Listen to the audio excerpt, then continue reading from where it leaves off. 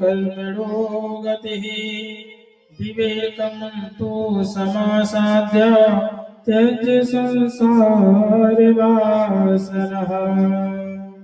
संत जी ने कहा, रे ब्राह्मण, तुम बेटी बेटियों के चक्कर में कहां से पड़ गए? बेटा होने से किसी का उद्धार हुआ है क्या? यह जरूरी नहीं कि बेटा हो जाने से ही उद्धार हो जाए। राजा सगर का नाम सुने हो? राजा सगर के पास कितने पुत्र थे? 60,000। लेकिन क्या कोई पुत्र उनके काम आया? नहीं आया।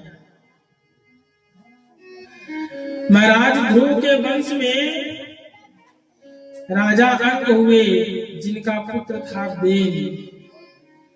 इतना बड़ा नालायक निकला कि पुत्र के डर से पिता को अपने ही राज्य में छुप जाना पड़ा। तो पुत्र हो जाने से जीव का कल्याण हो जाएगा, इस वहम में मत रहो। लेकिन आत्मदेव जी को तो पुत्र चाहिए था।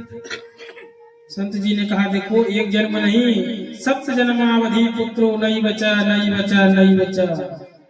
तुम्हारे 7 जन्मों की रेखाओं को मैंने पढ़ लिया है। 7 जन्मों तक तुमको कोई पुत्र नहीं प्राप्त होगा। अब तो ब्राह्मण देवता और दुखी हो गए। बोले, मैं 1 जन्मों को लेकर परेशान था, आपने तो 7 दुगना कर दिया, उसको 7 गुना कर दिया। अब आप ही मुझे पुत्र की प्राप्ति करवाओगे, नहीं तो आपके चरणों में मैं अपने प्राणों का त्याग कर दूंगा।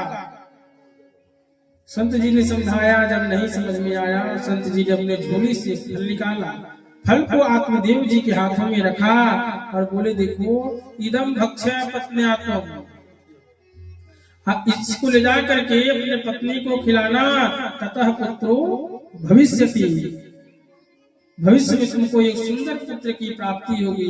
अब तो ब्राह्मण देवता बड़े खुश हुए, आए घर पर और पत्न्या पाणौ फलम दत्त्वा, अपनी पत्नी के हाथों में फल को दिया और बोली, देखो, यह किसी संत का दिया हुआ प्रसाद है, इसे अगर खा लोगी तो तुम्हें पुत्र की प्राप्ति अवश्य होगा, अवश्य ही पुत्र की प्राप्ति होगी। अब वह तो महाराज उल्टे विचारधारा की थी। पंडित जी फल दे के चले गए। बगल से एक सखी आई, उसने कहा, देखो, पंडित जी ने यह फल दिया है और बोले, किसी संत ने कहा है इसको खा लेने से पुत्र की प्राप्ति होगी। भला कहीं फल खाने से पुत्र की प्राप्ति होती है क्या?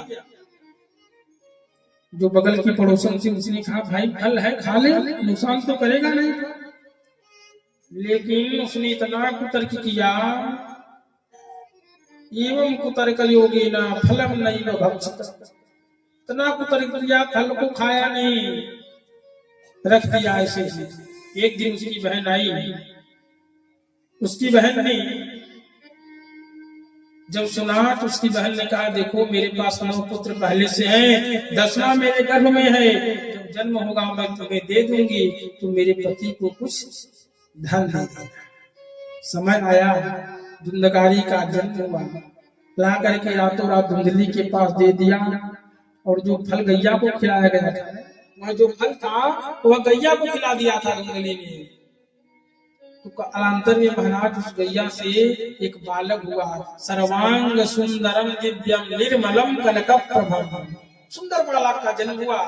और कान उसके जो है गौ के थे, पूरा शरीर जो है मनुष्य का था। तो संतों की वाणी कहीं मिथ्या नहीं जाती। कहते हैं कि जन्म में है गौ करने ज्ञानी,